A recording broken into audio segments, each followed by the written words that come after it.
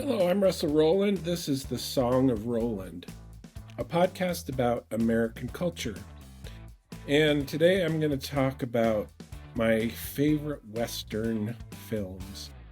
I grew up in Montana during the 60s, so it was the heyday of Western films and television. Kind of toward the end of the heyday, actually. The 50s were probably the high point for Westerns. I mean, every single TV station just was loaded with Westerns. And, I don't know what percentage of films made in those days were Westerns. But anyway, I grew up with that. And so as a kid, of course, I was completely enamored with the form.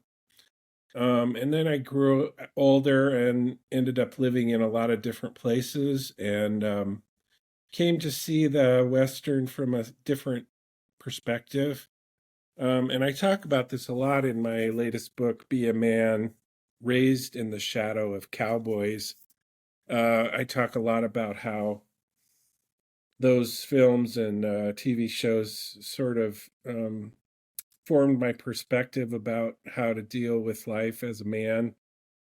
Um, in both good and bad ways. I think one of the positive things about Westerns was that they had a very solid moral code, a strong foundation of, this is how people should treat each other and how they should behave. There was also, obviously, as time has shown us, a lot of misogyny and racism in those old films. But, also some incredible storytelling. And so a lot of what I'm going to talk about is some of those old classic films that were really good, but also how the genre has changed over the years and how a lot of filmmakers have taken a very different perspective of the West and explored some of the darker parts of it, but also taken a much more well-rounded look at the role of women and Native Americans. And sadly, my list is not as well represented for films that feature Native American characters as it could be. And a lot of that has to do with the fact that there just hasn't been enough of those films made. Um, so I'm going to kind of go from the least to my favorites. And I'm going to start with True Grit, not the John Wayne version, but the Coen Brothers version, which starred Jeff Bridges and Matt Damon. And sadly, I forgot to write down the name of the young woman who plays Maddie, who was absolutely phenomenal in this film. And so that's a bad oversight on my part. What was fantastic about this film, and it's lifted directly from the book by Charles Portis, is this young woman's perspective on the West. She's a young woman who lost her father. She's decided she's going to track down the man who killed him. And she hires the Jeff Bridges character to help her with that. Rooster Cogburn is his name. It's just a great story about a young woman who is completely determined to make things happen, and a grumpy old drunk guy who, is well known for his ability to track people down. So, she goes to him for a reason. But he's kind of obviously toward the end of his career, and so he's a reluctant participant. So there's a lot of great humor, but also it's just a great portrayal of how a young woman could sometimes break through some of the old stereotypes and bring some action into the story. The book is incredible. I had never read the book until I was teaching a graduate class at St. Mary's College in California. And one of my students says, "You've got to read True Grit. It's one of the best Western books ever written." And, I kind of blew him off for a while. And then I finally picked it up and thought, well, I'll give it a try. And I was completely blown away. Charles Portis was a phenomenal writer. So True Grit, number one. or number 20, actually. I have a pretty long list here, 20 films. Butch Cassidy and the Sundance Kid, and of course, this is a classic. The story of how this film came about and how Paul Newman insisted on Robert Redford as his co star is a great story. George Hill was the director, and he had a pretty good track record of making interesting Western films anyway. So again, this is it's kind of revisionist history a little bit, but it also brings a lot of humor, like True Grit. The chemistry between these two guys was clear. It also does a very good job of exploring how the Wild West really was dangerous for people who decided to live a life of crime. Butch Cassidy, as has been determined through the years, was kind of one of those popular criminals because he actually did do some things that were philanthropic and tried to help other people with some of the money that he stole. And of course, like most criminals, they also had their trials as far as trying to keep the gravy train rolling, which is part of the reason they ended up in Brazil. It's hard to make a list of good Westerns without including Butch Cassidy. Next is actually another Coen Brothers film. And I was actually going to try to not use more than one from different directors, but it's just hard to overlook No Country for Old Men as well. Javier Bardem is incredible as just like the most cold-blooded murderer in history. And Josh Brolin is really good as the sheriff. And again, this is a terrific story that explores some of the darker parts of the Western history in a little more contemporary setting. Just fabulous performances all around in that film.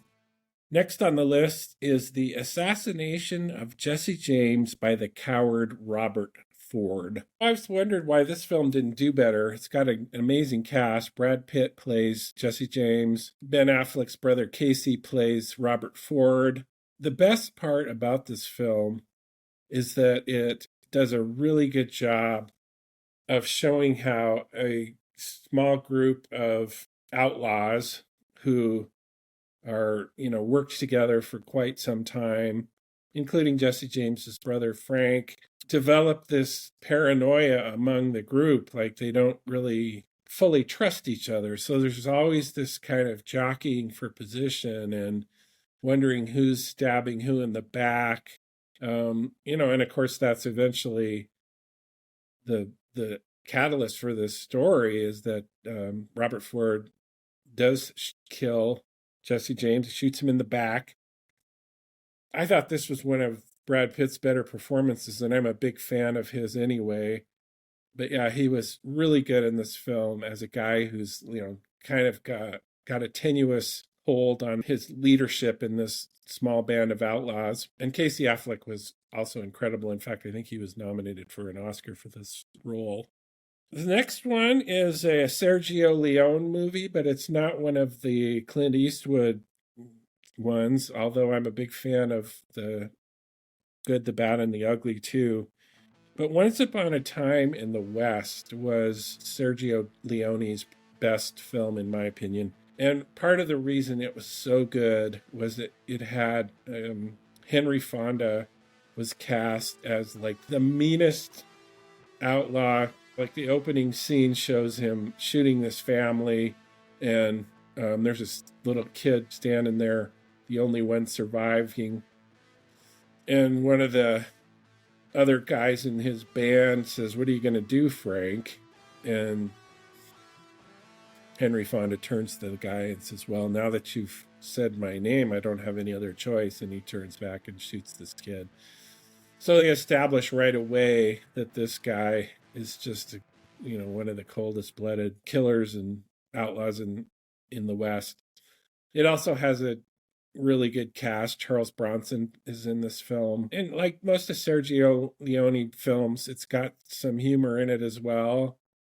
But he was just one of those directors, even though he was Italian, that sort of managed to capture the stoic nature of Western men and bring that to film. Next is The Searchers, classic John Ford with his usual star, John Wayne. Those two made a lot of films together, a lot of westerns especially.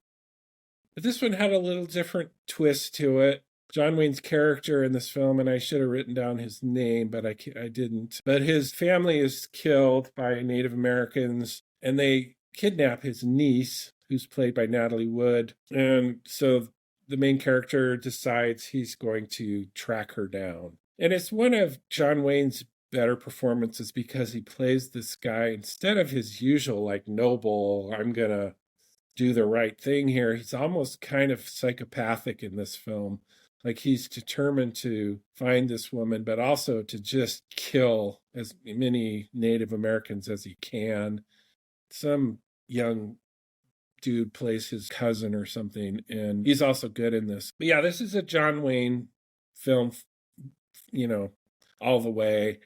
And like I said, it's one of his better performances because he allows himself to explore some of the darker sides of that part of the American cowboy mythology, which was, sort of psychopathic. And of course, also part of what makes it interesting is that when he does find her, she has completely found a home with this Native American tribe that she's with. She doesn't want to leave, but he makes her leave. And of course, she then attempts to escape several times.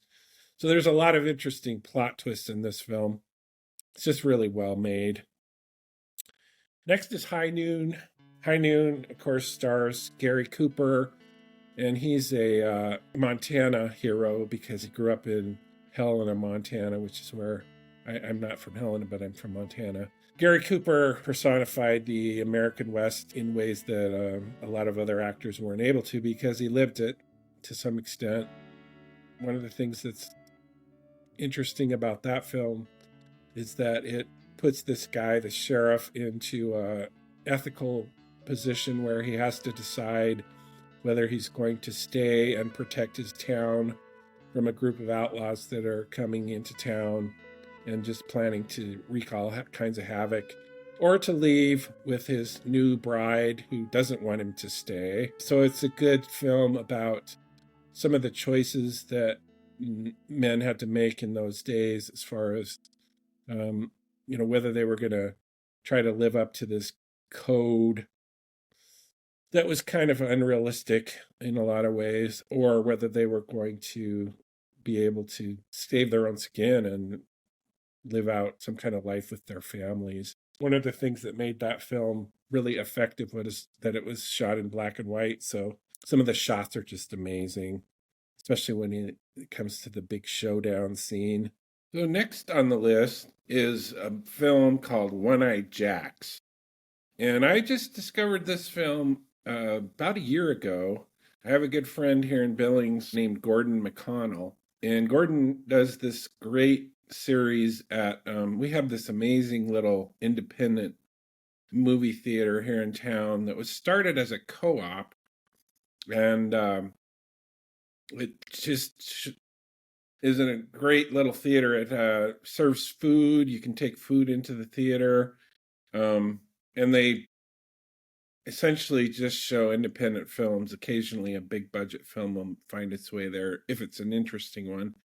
Anyway, Gordon does a series there where he talks about some of the old westerns. Gordon is a very talented artist, painter, and he paints, a lot of his paintings are like the anti-hero western paintings. He has a little different take on Western history, which is one of the reasons we've become friends. So yeah, he shows some classic Western films, some of which are well known and some of which aren't as popular. And he talks about the history of them. And one of the films that he featured in his series is One-Eyed Jacks, which is the only film that Marlon Brando ever directed. And the way he became the director is an interesting story in and of itself. He became fascinated with this story when he read the novel, and Uh, Worked for years to try and get it made. They rejected screenplays by Rod Serling and one by Sam Peckinpah. And eventually, Stanley Kubrick agreed to direct this film. And Brando and Kubrick worked for months to prepare for filming. And just like 2 weeks before they were supposed to start filming, Marlon Brando had already become fairly eccentric and difficult as far as his working process. And the two of them had a very contentious relationship as they're trying to plan this thing. And Kubrick finally just said, I'm not going to do this. So Brando stepped in. And that's one of the reasons this film became kind of a classic, is because Brando had such a unique approach to everything that he did, that this film doesn't have a very traditional narrative form. So the basic storyline is that Brando plays this guy named Rio. He's a bank robber. His partner in crime is a guy named, this is hilarious, a guy whose first name is Dad. Of course, it's a nickname, but still, it kind of resonates because there's a lot of issues that come up in this film that are related to the relationship between these two men. And Brando had a very complicated relationship with his father, so there's always been a lot of speculation about the fact that this character was named Dad. He's played by Carl Malden, who's incredible in this movie.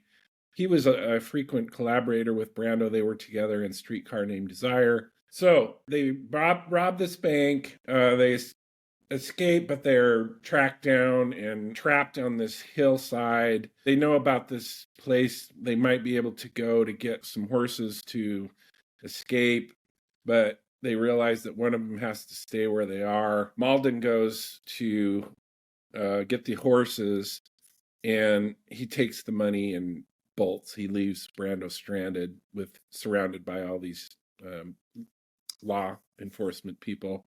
So the rest of the film is basically about how Brando decides, after spending some time in jail, how he's going to exact his revenge.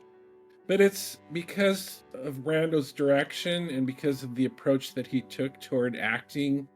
The relationship between these two guys is just way more nuanced and interesting than your typical Western. It's a love story. I mean, not in the sexual sense at all. There's just a deep, you can tell throughout this movie that Brando feels a deep emotional wound from the betrayal. So it's not all about anger. It's about, feeling this hurt and rejection. He eventually does track down Dad, who has become the sheriff and a very highly respected businessman in this small town where he eventually settles down, thanks in part to the money that he got from this robbery. And they end up spending time together. The way that part of the story plays out is fascinating because Brando spends time in this town sort of building up to what they both know is coming. So it's very different. And like I say, much more nuanced. It's just a much more deeper look at the relationship between two men than you usually see in a Western, mostly due to Brando's direction, I think. Of course, because of the way he went about his business, this thing went way over budget. It became one of those films that was notorious for that. And he would never direct it again, partly because he was also frustrated with the process, dealing with production people and all that. But also because nobody would hire him because he knew he would be a pain in the ass. So yeah, One-Eyed Jacks, highly recommend. Next is Days of Heaven. This was kind of Terrence Malick's breakthrough film. He went on to make a lot of other fantastic films, including The Thin Red Line. This is about a farm family. Richard Gere plays the husband. Brooke Adams plays the wife. And the young gal that plays, I think it's their niece, actually narrates the film. And it's one of the better voiceovers from a Western. She plays this young woman who's not very educated, but very articulate in her own way about what's happening. And of course, one of the things that Malick is best known for is his cinematography. He shoots these incredibly lush visuals, and that's what Days of Heaven is basically known for. Some of the most fantastic scenes as far as visually capturing the West ever filmed, but it's also just an incredibly great story too. Next is Unforgiven, and of course, you have to include Clint Eastwood. Somewhere along the line on this list, he made so many Westerns. And I'm not a huge Clint Eastwood fan. I think he perpetuated a lot of the stereotypes that do not serve this part of the country well, as far as portraying men who always responded to conflict with violence. Just didn't have a whole lot of depth as far as most of his characters, but this was an exception. And of course, part of the reason it was because he made a conscious effort for this film to be that way. The main character is a former gunfighter who has tried to get out of that life and has retired to this small farm where he's just living a quiet life, trying to stay out of the old life that he had. But when he finds out that someone has been killed, someone that's important to him, and someone recruits him to go after this guy. And of course, the bad guy is played by Gene Hackman in one of his better roles too. I think he won an Oscar for Best Supporting Actor for this film. It's one of these westerns that explores some of the old codes from a different angle.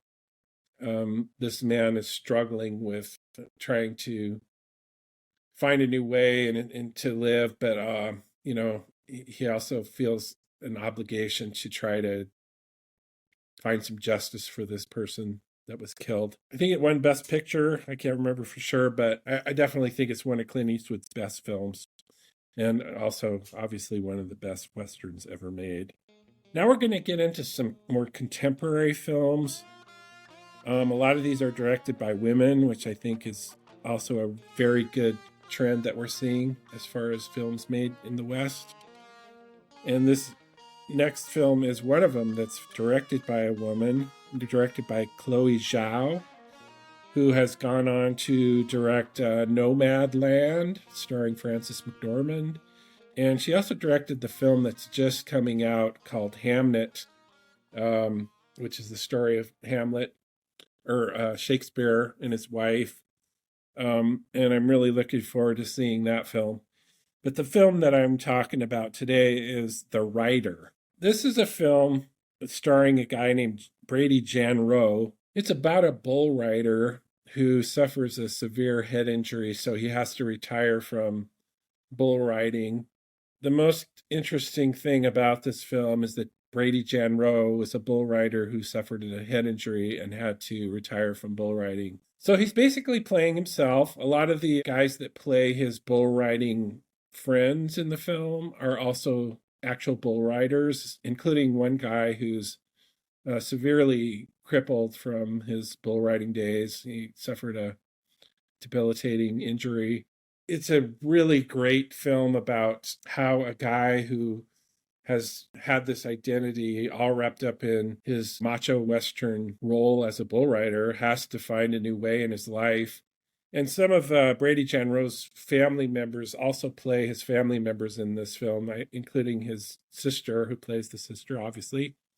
And I think his dad plays the dad, if I remember right. It's just an incredibly moving story of a young guy, not only trying to recover from a debilitating physical injury, but also addressing a lot of the emotional baggage that comes with being a Western man and having your identity stripped away. It's a very powerful film, The Rider. Next, another film directed by a woman director called First Cow. So Kelly Reichardt has become a very interesting filmmaker. There were actually 3 Western films that I could have included on this list that she made. It was hard to choose which one.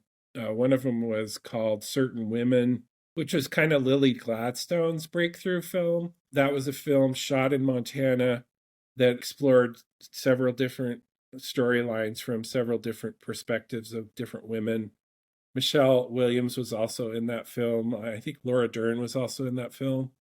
So it was an incredible cast, a very quiet film that just did a wonderful job of bringing the woman's perspective into the story. But the film that I want to talk about is First Cow. Stars a young man named John Magaro, who's become a very interesting actor. First Cow is about these two young guys. It takes place very early on when the West was first settled. They settled down in this little town. I think it's in the Pacific Northwest. One of them is a chef, and they decide to start making these little cakes that they sell on the street. But there's one problem with the people immediately fall in love with these cakes, but the problem is they need milk to make these cakes, and there aren't any cows in this region where they live. Cows have not made their way there yet, except there is one cow. So one of the local wealthy landowners has the first cow, which is where the title comes from. So these guys concoct a way of sneaking into this guy's pasture late at night, milking the cow, and making these cakes. And they become incredibly popular. But eventually, of course, somebody says, "Where are you guys getting the milk for these cakes?" And that's where things take an interesting turn. One of the things I love most about Westerns is that when they're well done, they're usually quiet, because, this is a place where most of the action is quiet. Most of the action takes place in quiet conversations between people. The old shoot 'em up Western scenes hardly ever happened in the real West. The battle at the OK Corral lasted about 30 seconds. So, most of what made the West interesting was that it was slow and kind of tedious, and the best films about the West explore that aspect of it. The next film is called Smoke Signals. This was basically one of the first films that came out with wide distribution that was written and directed by Native Americans. Sherman Alexie wrote the screenplay. It was directed by a Native American director named Chris Eyre. And it's just a fabulous look at reservation life. The thing that makes it really wonderful is that it's not completely bleak. I mean, it doesn't shy away from the fact that there's a lot of drinking, that there's a lot of poverty, but it captures the humor. And of course, Sherman Alexie is one of the funniest writers going, especially when it comes to writing about Native American culture. So he really brings that sense of humor that is very prevalent in reservations. That's one thing that a lot of people don't realize. Smoke Signals is about these two guys who are basically just hanging around, trying to figure out how to survive. There's just a lot of great humor and also a lot of poignant scenes between them and the other characters in this film. Smoke Signals, a classic. The next film is another one that is directed by a woman director. It's called East of Wall. This film just came out in the last 6 months or so, I believe. Like the writer, this film is based on a true story about a woman who lives in South Dakota. She's a horse trainer, and after her husband shot himself, she decided to start taking in these kind of wayward teens to help her train her horses. And again, like the writer I mentioned, the woman who plays the main character in this woman is actually a horse trainer who lost her husband to suicide and does train horses with these young teenage kids who are often come from very troubled backgrounds. And one of the things that makes this film very powerful and incredible is that the young woman who plays the mother, and geez, I should have written her name down. I wish I had done that. Her daughter plays her daughter, but she's an incredible horseman. So watching this young girl ride and teach the other kids how to train horses is just one of the best parts about the film. But this film also has an incredibly brilliant twist in it, in that there's a rich guy that befriends this woman.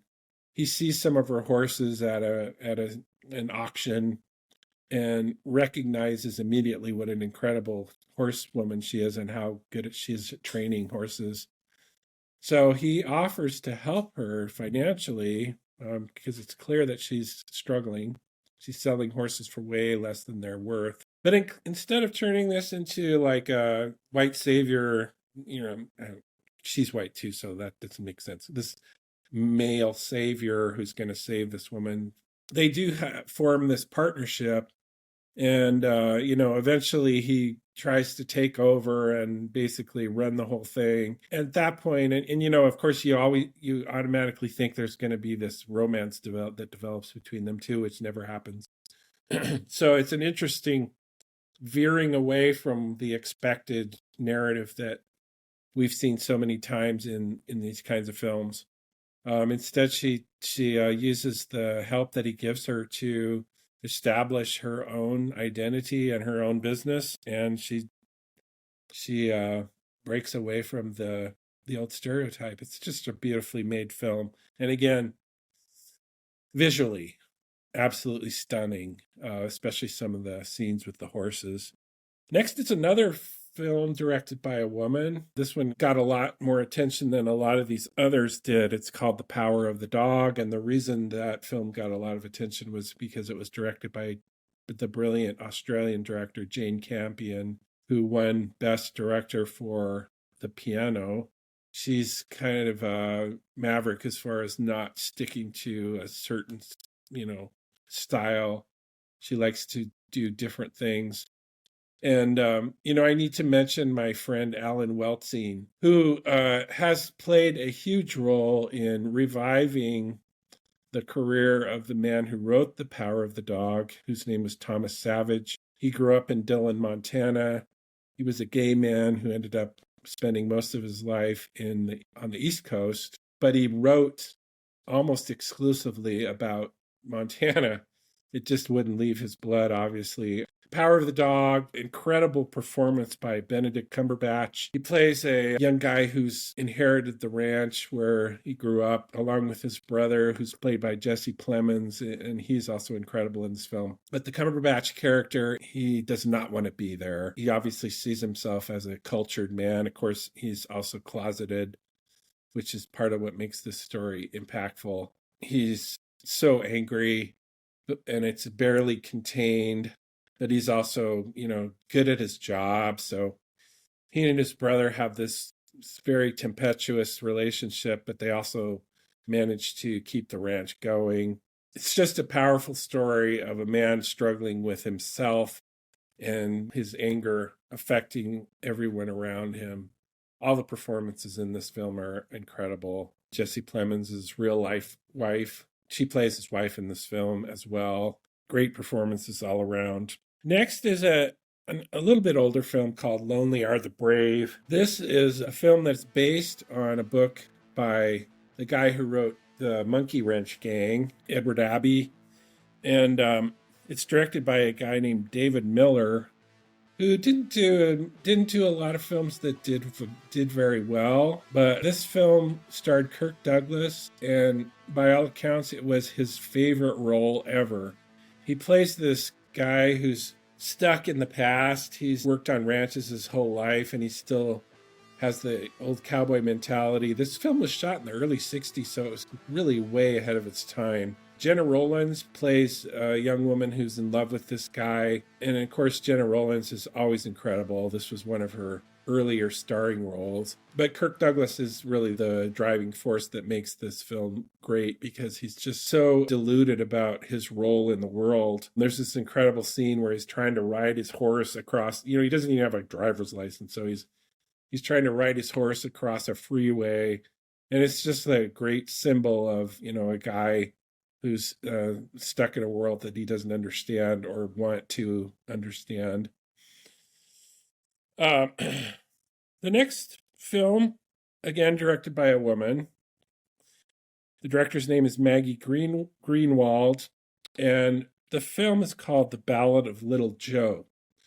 Susie Amos is the star of this film. She plays this young woman who finds her way west because she marries a guy. So she ends up out in the middle of nowhere and he dies. And she decides, after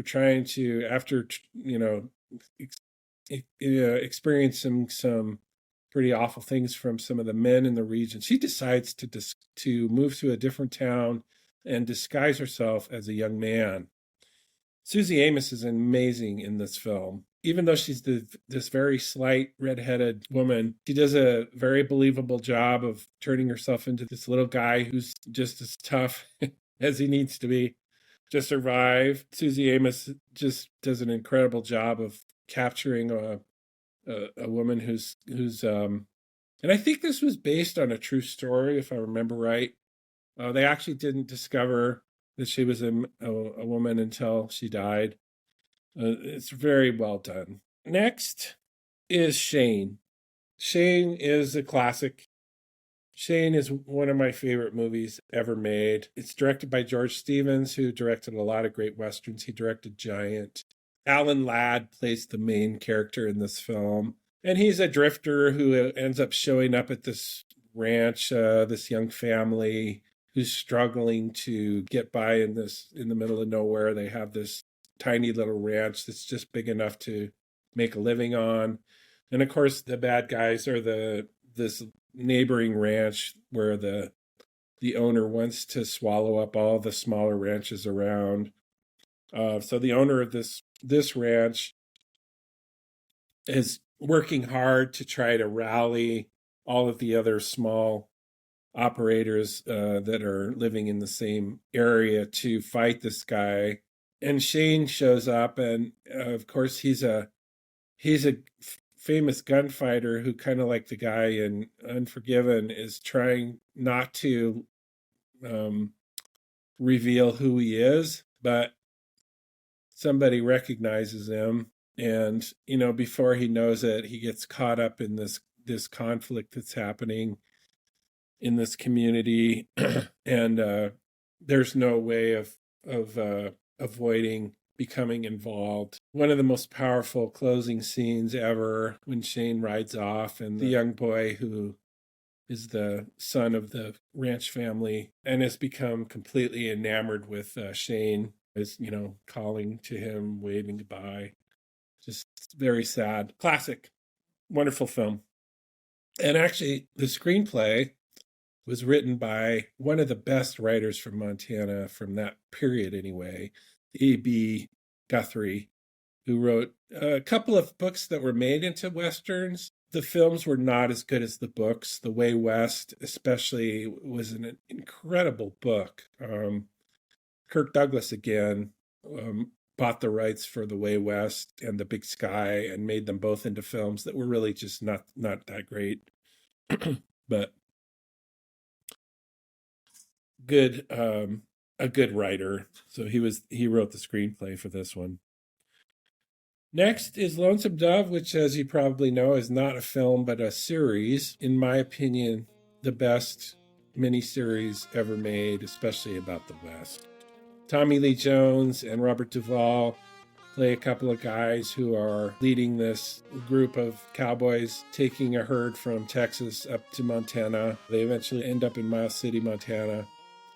And Tommy Lee Jones and Robert Duvall are just amazing in this series. It's one of those film series that captures the stoic, sort of emotionally shut down guys in a way that doesn't feel overdone. A lot of this has to do with the fact that Larry McMurtry wrote the book and worked on the screenplay as well. And he's one of the best writers from the West that we ever had, because he was able to portray that aspect of the West in a way that wasn't glamorizing it. He captures the fact that these guys actually suffered from that attitude in not being able to develop close relationships. And when conflict comes up, they don't know how to talk about it. It just captures the whole spirit and the sort of the culture of the West in a way that nobody really ever has done as well. And of course, the The supporting cast is also amazing. Angelica Houston, Diane Lane, Frederick Forrest is incredible as the cold-blooded native who's tracking these guys down. His name's Blue Duck, and that's an incredible performance as well. Also, Ricky Schroeder, who, before this was basically known as the young kid on Silver Spoons. He does an amazing job playing this young kid who turns out to be the son of one of the two main characters. Great performances all around. Okay, last and not least, my favorite Western ever made, directed by Robert Altman, and I think this was pretty much his only Western that he ever made, because Robert Altman didn't like to be pigeonholed. He made films that were all over the map. One of my favorite directors. The film is called McCabe and Mrs. Miller. It stars Julie Christie as Mrs. Miller and Warren Beatty as McCabe. And the thing that makes this film so brilliant is the authenticity. Warren Beatty plays this guy who's just not very smart, who shows up in this small town and decides to start a whorehouse. But not too long after he arrives, this woman who's a very experienced madame shows up, and that's Mrs. Miller. And she has all of her girls with her. And the two end up forming this partnership. And of course, McCabe is completely in over his head as far as being able to control anything, because Mrs. Miller is so much smarter than he is. So it's a wonderful exploration of something that actually plays out often in the West, which is that, as much as the men would like to think they're in charge and would like to think they're smarter than the women, they usually aren't.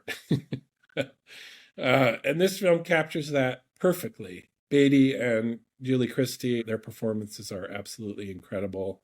It also has the classic Leonard Cohen soundtrack, which was just a perfect complement to this really beautifully filmed, the cinematography in this film, again, is so beautiful.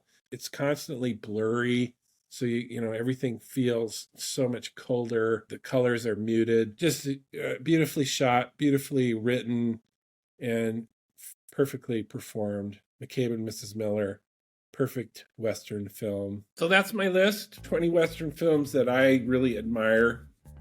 And I wanted to throw out a few as honorable mentions, and some of these could have easily made the list, especially Blazing Saddles, which is probably my favorite Mel Brooks film. It's right up there between that and Young Frankenstein. Little Big Man, another film that took a very unique approach to the Western myths. Probably the first comedy that sort of poked fun of all the macho Western stereotypes. The Man Who Shot Liberty Valance is a wonderful film starring Jimmy Stewart and John Wayne. That's another film that has an interesting take on the difference between a real cowboy and someone who comes west and tries to play that role. Dead Man by Jim Jarmusch is a fascinating film starring Johnny Depp that was very unique for its time. My Darling Clementine is another good one. So that's my honorable mention list. I'd love to hear your favorite Westerns, so please post your opinions down in the comments. Thank you for listening. You've been listening to The Song of Roland, podcast about American culture. And I want to thank my friend Stephen Gillis of Dezonk Books for sponsoring this podcast.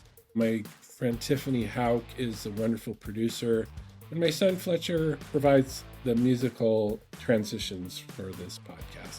Thanks again.